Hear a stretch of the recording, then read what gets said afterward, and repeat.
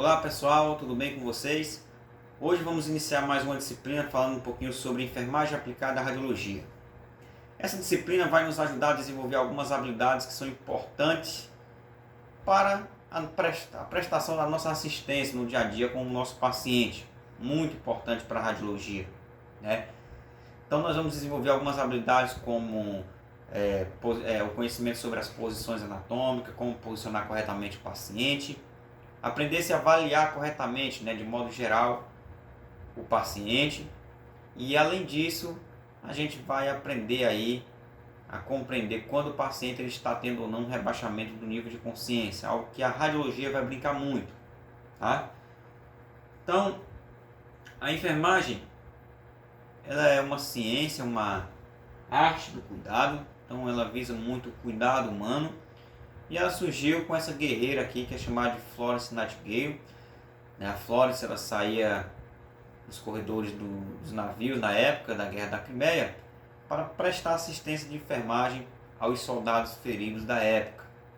E qual a semelhança aí, professor, da enfermagem em radiologia? Como eu disse, a enfermagem é a arte do cuidado. Utiliza-se de técnicas básicas para se avaliar e realizar um cuidado com o paciente. E a radiologia, ela manuseia alguns equipamentos, substâncias, que podem ocasionar danos à integridade física, não só do profissional, mas também do seu paciente.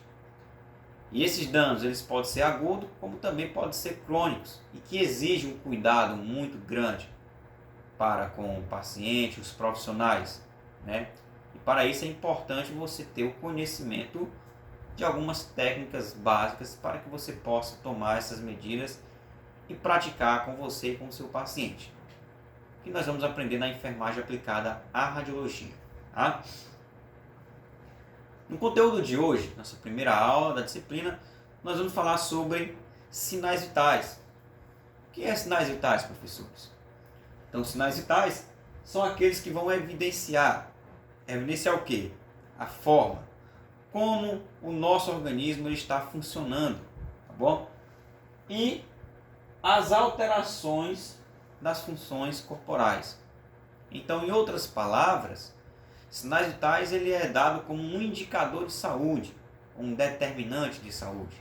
O que é um indicador? O que é um determinante? Aquilo que vai indicar, que vai determinar quando o nosso organismo ele não está funcionando de uma forma correta. A partir do momento que nós temos alterações nesses indicadores de saúde, nós temos 5 aí: temperatura, pulso, pressão, respiração, né, dor e também o pulso, quer dizer que algo está de errado com o nosso organismo, o nosso corpo. Pode ser devido a alguns fatores externos ou fatores internos, tá? Nós vamos aprender aqui. Então vamos falar um pouquinho sobre cada um deles. Qual o objetivo de se avaliar os sinais vitais? O principal objetivo é avaliar as condições, o funcionamento correto do organismo do paciente, saber se há ou não uma alteração devido a alguns fatores aí, externo ou interno. E aí nós utilizamos algumas terminologias para cada indicador. A letra T, né, representa aí a temperatura. P, ou BPM, é algo que vocês vão ver muito nos prontuários de enfermagem, pessoal. Quer dizer, batimentos por minuto, então são frequências, né? Frequência dos batimentos por minuto, né? Dado aí a partir aí da pulsação, que é avaliado também por vocês. Respiração é dado pelo símbolo R, ou então pelas letras RPM ou IRPM, que é inspiração e expiração por minuto. E também nós temos aí a pressão, ou também chamada de tensão arterial, que é dado pela letra PA ou TA. Algo que vocês também não podem confundir nos prontuários de enfermagem, né? PA como posto anterior, que é uma incidência, né? Uma identificação da radiologia para um exame radiográfico, né? Posterior e anterior. Então PA também na enfermagem é dado como pressão arterial, tá bom? Então, quando vocês avaliam lá nos registros de enfermagem, vocês vão avaliar esses indicadores de saúde representados pelos seus valores e por esses por essas terminologias, tá bom? Não somente pelo nome. Então, quais são os materiais que nós utilizamos para realizar aí a avaliação dos sinais vitais? Então, um relógio, de preferência de ponteiro, né? Uma bandeja contendo um termômetro, um esfigmomanômetro ou também um estetoscópio, né? Que são aparelhos de PA, aquele manual. Nós também temos o digital, mas há uma diferença. Recipiente de algodão com álcool 70, né? Para fazer a asepsia dos aparelhos e aí também às vezes a asepsia da região onde nós vamos realizar a assistência, né, colocar os instrumentos para se avaliar os sinais vitais do paciente. Um saco ou resíduo para desprezar esses materiais, no caso o algodão, uma caneta para que a gente possa realizar as anotações, um relógiozinho, né, um acessóriozinho para temperatura, né, no caso uma luva de procedimento é a mais indicado para que a gente possa manusear esses aparelhos num paciente, tá bom? Então nós temos aqui os materiais. Então vamos aqui para o nosso primeiro indicador de saúde, que é temperatura corpórea. Então a temperatura corpórea ela é dada pela diferença entre a quantidade de calor que é produzido pelaquela quantidade de calor que é perdido, né, para o meio externo a partir aí do nosso suor, das nossas glândulas duríparas, né? E alguns fatores podem elevar a temperatura do nosso corpo, tais como a idade, às vezes pessoas, no caso RN, crianças, ele tem os vasos mais estreitos, mais fininhos, né? E aí por isso tem-se um risco maior de infecção e também o fluxo sanguíneo é mais acelerado, deixando aí o paciente mais quentinho, certo?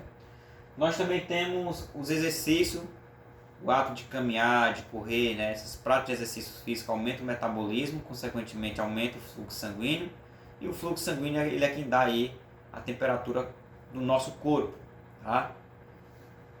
Outro, nível hormonal, né? Principalmente mulheres na idade da menopausa e também no período do menstrual, né? Você percebe que elas sentem o corpo mais quente, é justamente por isso, devido aos hormônios, a progesterona, né? Aumenta esses níveis, aumenta o fluxo sanguíneo e aí ela tem essa sensação, tá?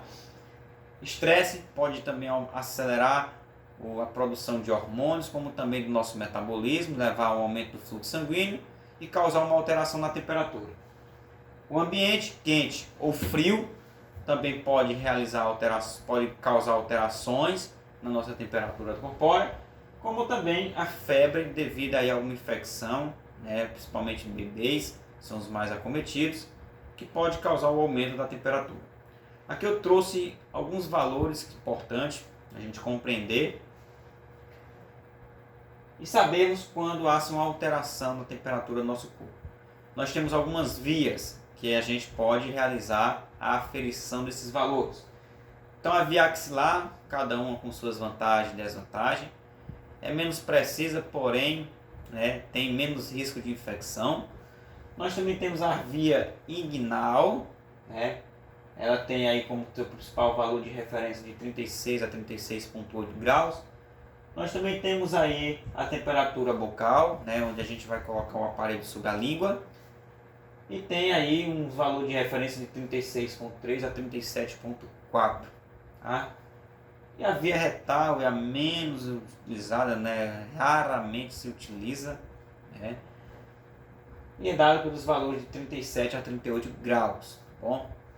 Então nós temos aqui alguns aparelhozinhos qual nós utilizamos para realizar aí a aferição da temperatura corpórea, como por exemplo os aparelhos digital e aqueles termômetros tradicionais, e também nós temos aí o infravermelho, hoje muito nós também temos aqueles outros tipos de aparelho, né, parte de infravermelho que a gente utiliza nessa época de pandemia, né, só posicionar próximo do paciente e avaliar aí a temperatura corpórea do nosso corpo.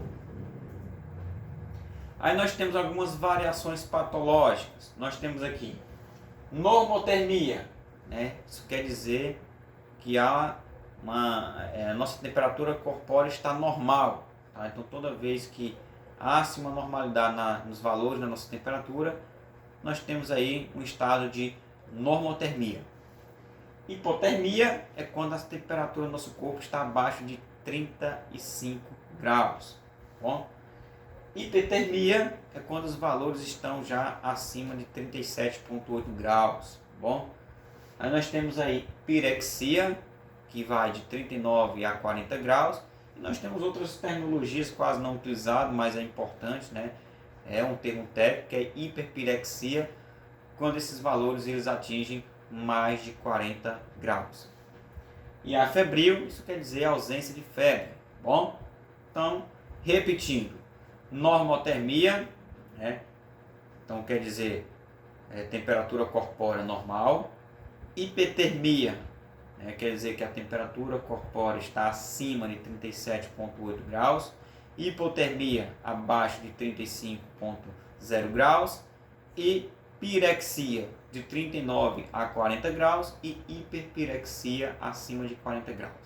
A febril quer dizer que há ausência de febre. Bom?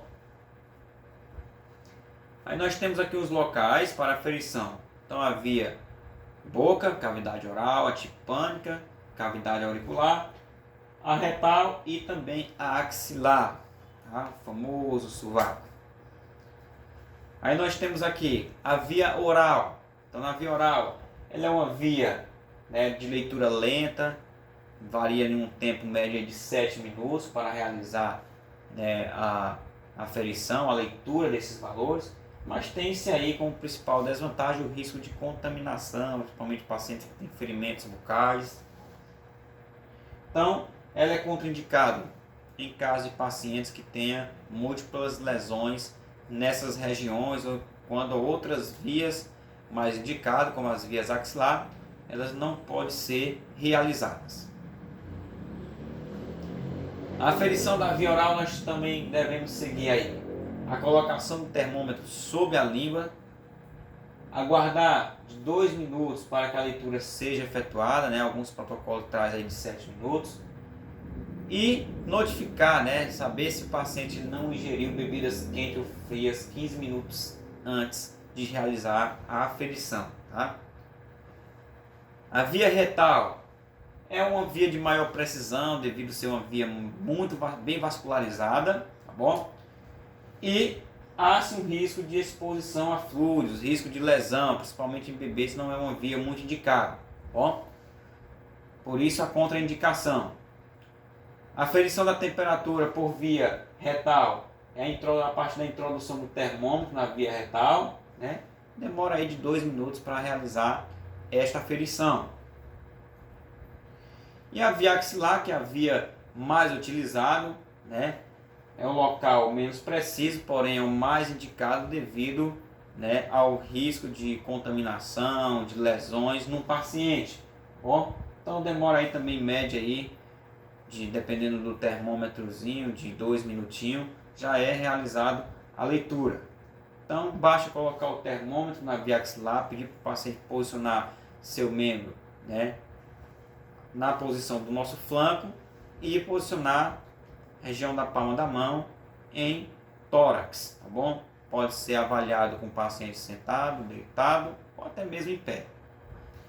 E a via tipânica, pessoal, ela há uma aferição muito rápida, mas tem um custo bastante elevado devido ao aparelho que é utilizado nessa via. E é contraindicado para aqueles pacientes que se submeteram a algum tipo de cirurgia no canal, né, da via tipânica. Então, aqui é só uma imagem mostrando aí como é realizada a aferição.